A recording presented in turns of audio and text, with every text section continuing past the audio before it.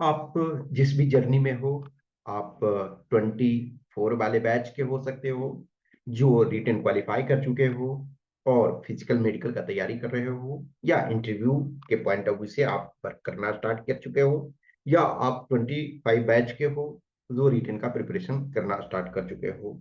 आप वो कैंडिडेट भी हो सकते हो जो 23 जिनका लास्ट अटेम्प्ट था, या 24 जिनका लास्ट अटेम्प्ट था, और आप डिजायर्ड सक्सेस नहीं प्राप्त किए। आप किसी भी कंडीशन में हो सकते हो। आप वो कैंडिडेट हो सकते हो जो 24 में फर्स्ट टाइम दिए थे, या आप वो कैंडिडेट हो सकते हो जो 25 में फर्स्ट अटेम्प्ट दोगे। आप वो कैंडिडेट हो सकते हो जो इस एग्जाम के बारे में सोच रहे हो। ये सबके लिए है। लाइफ एक कंटिन्यूअस जर्नी है।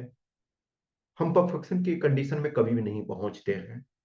कोई ये नहीं कर सकता है कि अब मैं परफेक्शन के स्टेज में पहुंच गया हूं, अब मेरे करने लायक कुछ नहीं बचा है। एक कार्ल पॉपर हैं, दुनिया के one of the top most philosopher. वो कहते हैं कि जो साइंस है, एक तरह से आप साइंस में डेवलपमेंट करते रहते हो, आप चीजों को सही मानते रहते हो।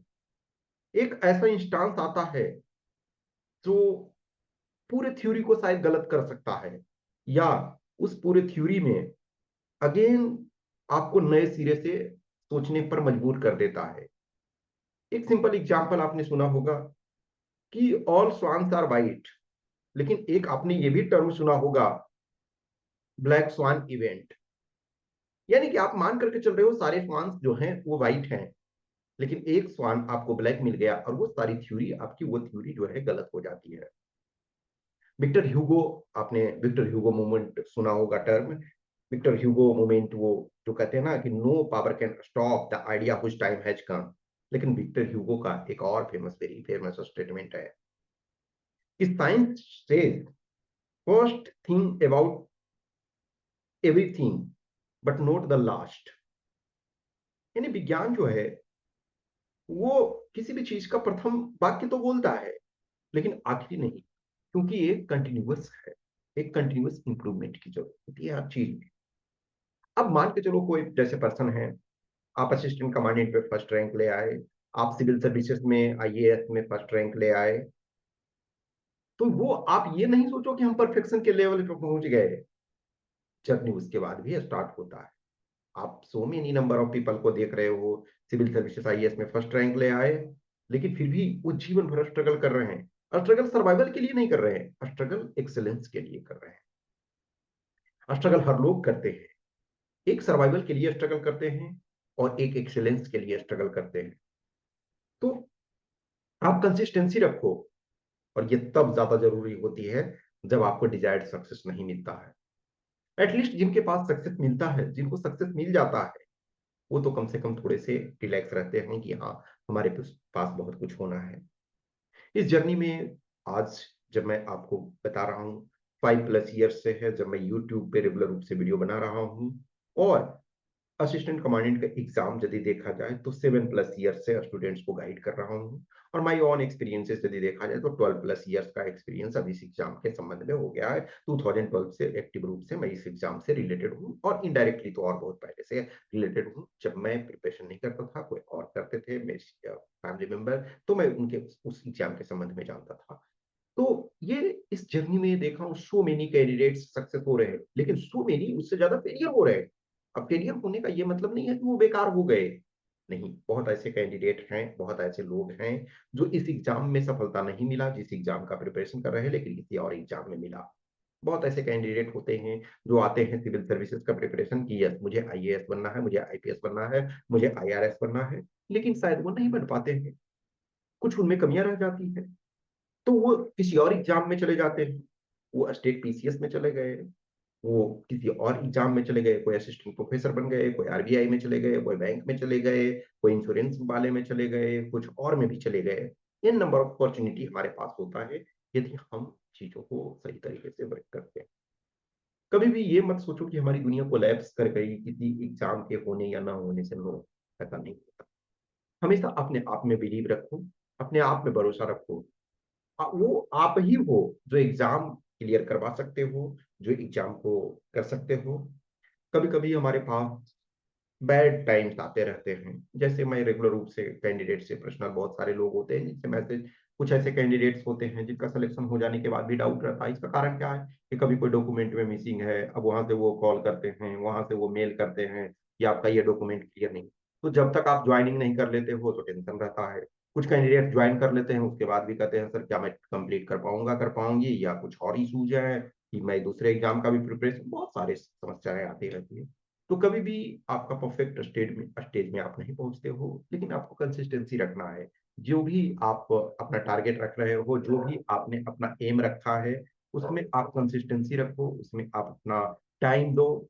टाइम आपको देना होगा, आप अपने एम को टारगेट रखना पड़ेगा, और जो कंडीशन में आप हो उससे एक्स्ट्रा पुश करने की जरूरत है।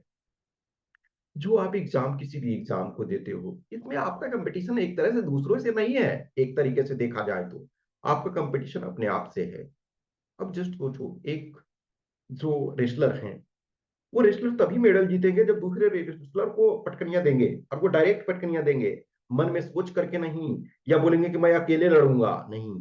लेकिन आप इस इन एग्जाम्स में आप अकेले फाइट कर रहे हो, एक तरह से देखा जाए तो। भले 1 लाख, 2 लाख, 3 लाख, 4 लाख, 5 लाख कैंडिडेट्स हैं, लेकिन आपका कंपटीशन अपने आप से है। कंपटीशन इंटेंस तब होता है, जस्ट एक हाइपोथेटिकल, अभी मैं किसी एक स्टूडेंट से बात करते हुए मैं बता रहा था कि जस्ट इमेजिन करो हाइपोथेटिकली कि असिस्टेंट कमांडेंट का आप एग्जाम दे रहे हो एग्जाम हॉल में। एग्जाम हॉल में न सिर्फ आपको क्वेश्चन सोल्व करना पड़े, बल्कि आपको दूसरे स्टूडेंट से भी कॉपी भी बचाना पड़े, कि हो सकता है कोई आया, आप कॉपी छीन लिया और वो अपना नाम लिख दिया, या आपने पूरा कंप्लीट किया और टीचर को सबमिट करने से पहले वो आपसे ले लिया और आपका कॉपी फाड़ दिया। जस्ट इमेजिन करो, ऐसा सिचुएशन है नहीं। एक हाइपोथेटिकली सोचो, ऐसा होता तो क्या होता। आप कितना भी पढ़ रहे हो, आप एकदम पहलवान होते, फिर आप बॉडीगार्ड लाते कि हमारा प्रोटेक्शन ये रखे, और हम किसी ढंग से सक्सेसफुली हैंड ओवर कर दे, मारा मारी, ऐसी सिचुएशन नहीं है। तो क्या है, आपका अपने आप से, आपके पास गोल बॉल भी है और गोल पोस्ट भी है।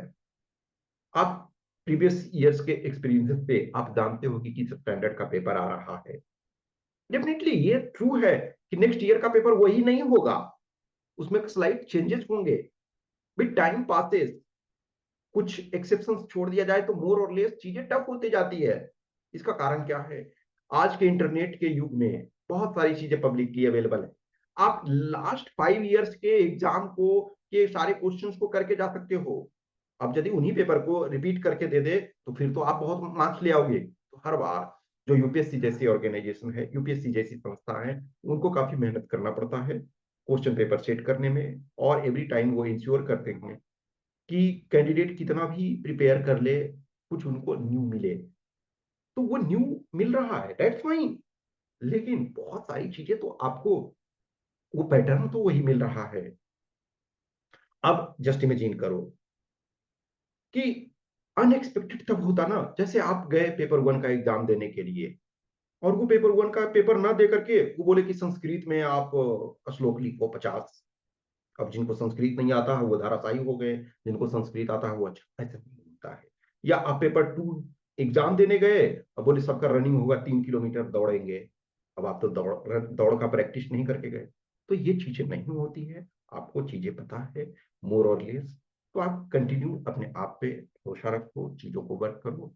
अप्स एंड डाउन सबके लाइफ में आते रहते हैं, कोई भी किसी भी कंडीशन में है।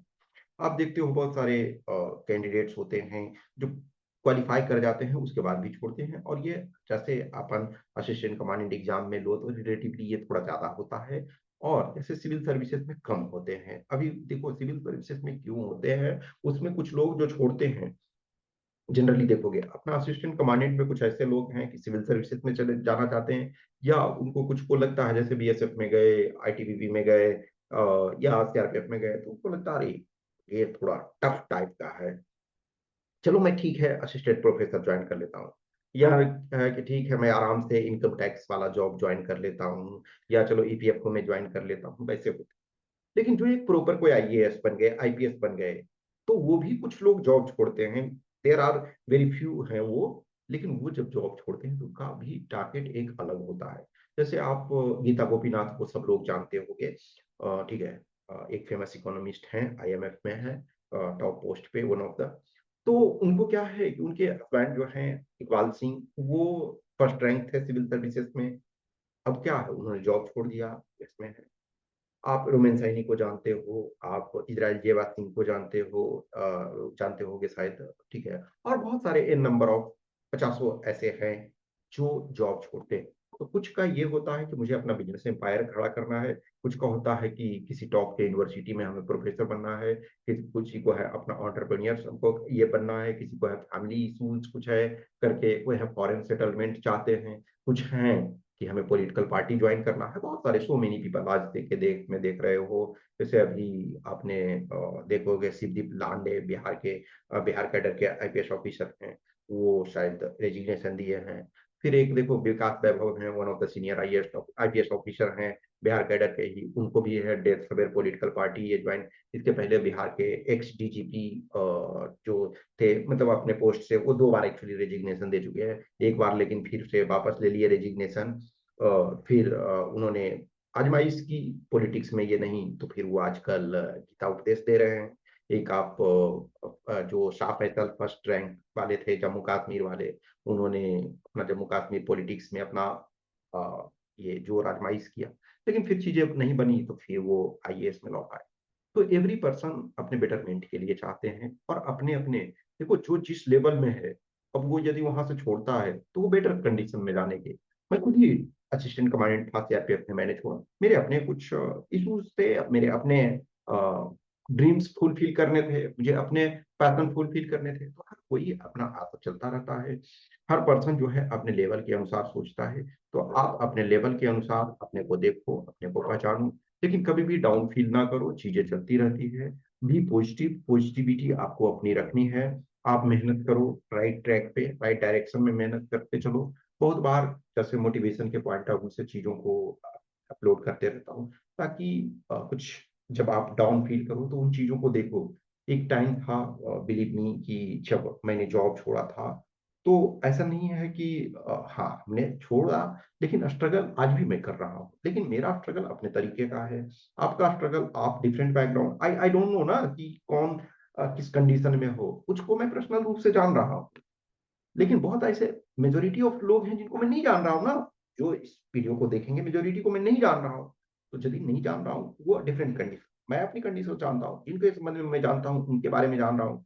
तो हर पर्सन जो होता है अलग अलग कंडीशन में, और वो अपने अनुसार निर्णय लेता है, और उस निर्णय में कभी सही भी होते हैं, कभी गलत भी होते हैं, लेकिन स्ट्रगल सब लोग करते रहते हैं।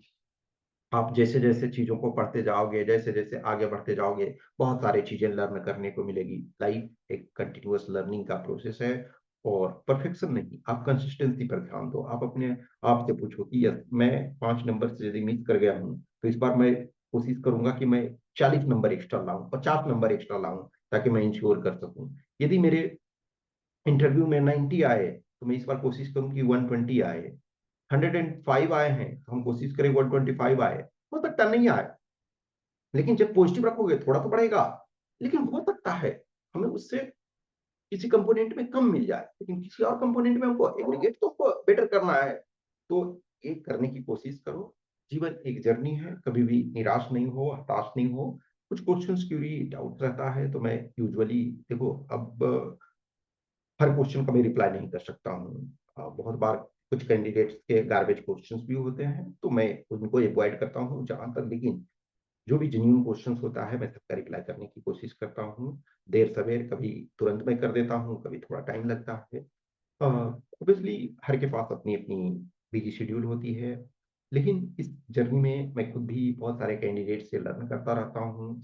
मेरी एक ये पैसन है कि सो मेनी कैंडिडेट से बात करता हूँ, सो मेनी सक्सेसफुल हैं। जिस समय मैंने जर्नी स्टार्ट की थी तो एक दो स्टूडेंट थे, आज एटलीस्ट इतने स्टूडेंट्स हैं कि ठीक है, एक अच्छा फील होता है।